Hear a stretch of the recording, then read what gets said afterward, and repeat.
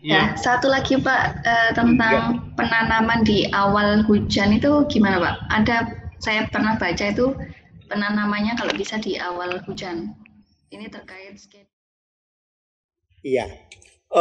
Pada dasarnya semua tanaman itu butuh makan dan minum. Kalau awal hujan itu kan minum nggak usah pakai tenaga, sudah langsung kena hujan itu, sehingga tanahnya bisa gembur. Kalau sudah gembur, nanti akarnya bisa bekerja. Apalagi tanahnya sudah dikasih umpan energi yang cukup, dikasih umpan hara yang dibutuhkan oleh tanaman itu, sehingga akar bisa makan, kemudian naik dibawa dimasak di daun baru menyebar. ya. Jadi intinya menanamnya itu sebenarnya bisa di Nanti di saat kapan, akhir bulan musim apa? hujan, di Oke. saat akhir musim hujan kan sudah kokoh, tanamannya sudah kokoh.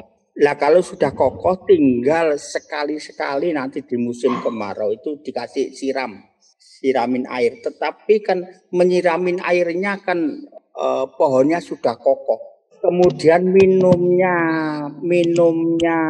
pohon porang beda dengan minumnya padi.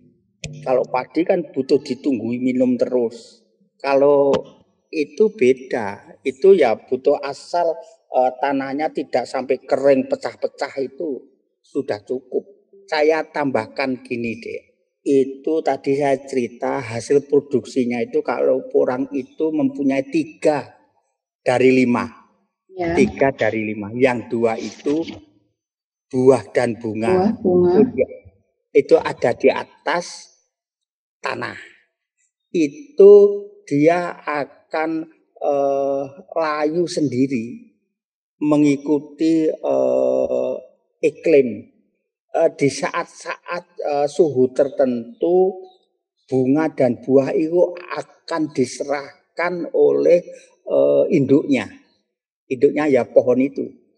Di saat suhu tertentu pohon itu akan layu kuning kuning kuning turun sampai rebah. Kalau sudah rebah dia akan melepaskan bunga dan buahnya.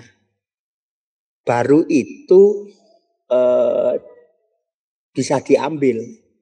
Dia akan menyerahkan kepada manusia, "Hei manusia, tolong anak-anak saya ini sampai openi."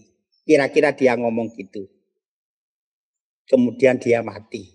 Induknya mati, bunga dan buahnya itu diopeni sama para petani. Itu bisa dijual semua atau bisa dijadikan bibit. Itu yang di atas. Tetapi yang di bawah, walaupun pohonnya sudah mati, yang di bawah nggak akan mati. Yang di bawah itu maksudnya umbinya itu. Beda dengan jagung atau padi. Halo, dengar suara saya? Ya Pak, dengar. iya Pak. Berarti Dengar. umbinya itu bisa ditanam lagi ya Pak ya? Oh gini, itu terserah petaninya. Gini, walaupun induknya atau pohonnya itu sudah rebah dan sudah menguning dan sudah hilang, tetapi umbinya itu tetap hidup.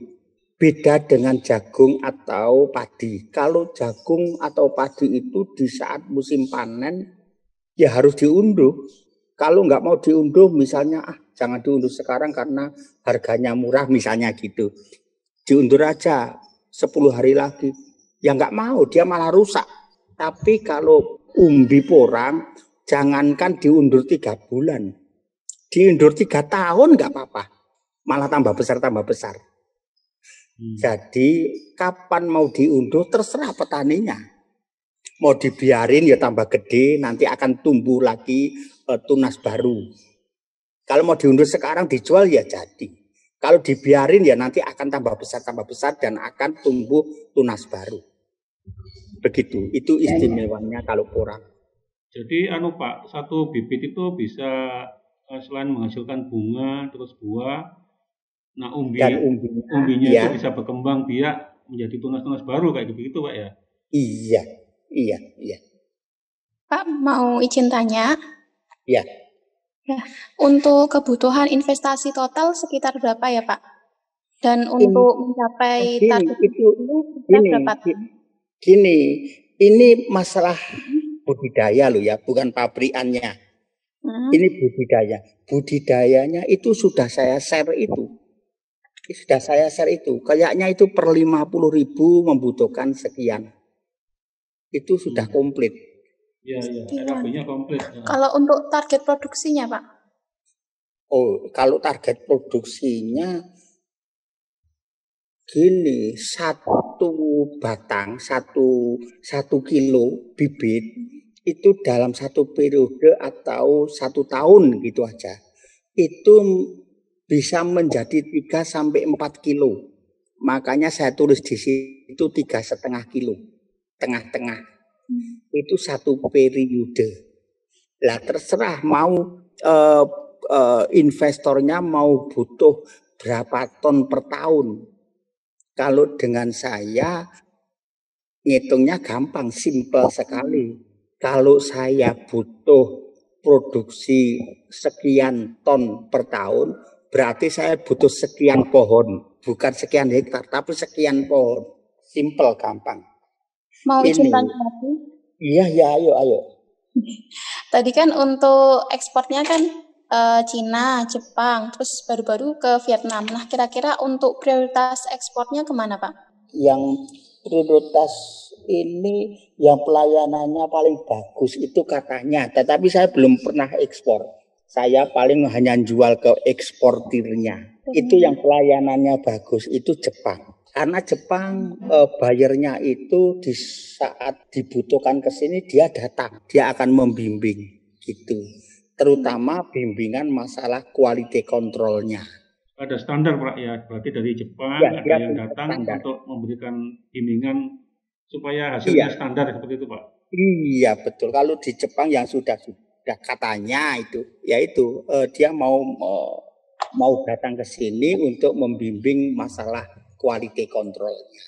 Dan perusahaan yang Jepang itu bayar dari Jepang itu tidak mau bekerja sama dengan pengusaha yang ecek-ecek karena dia butuh kontinuitas.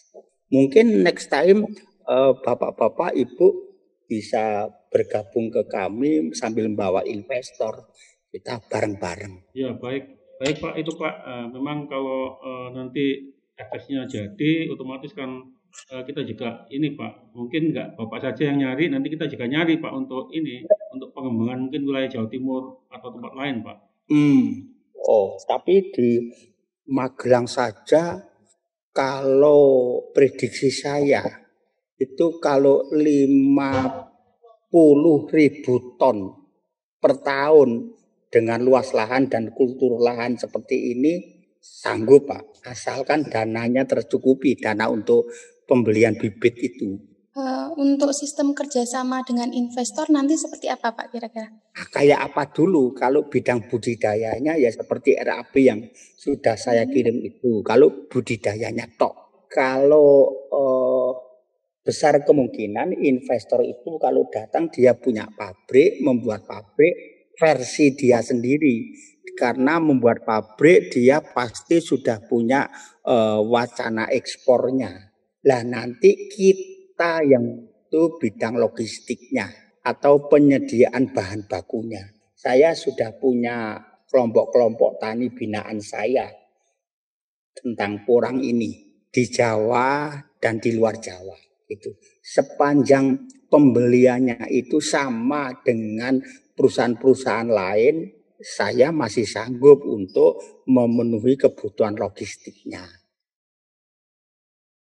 Oke sahabat pebisnis, setelah kita mendengarkan obrolan di 3 video ini, tentu Anda mendapat inspirasi yang luar biasa bukan? Yuk tulis komentar di bawah video ini, tekan subscribe dan tekan tombol notifikasinya, agar sahabat pebisnis mendapat notifikasi video menarik berikutnya. Saya Frans M. Royan, Guru Edu Inspirasi Bisnis Channel, mengucapkan salam sukses.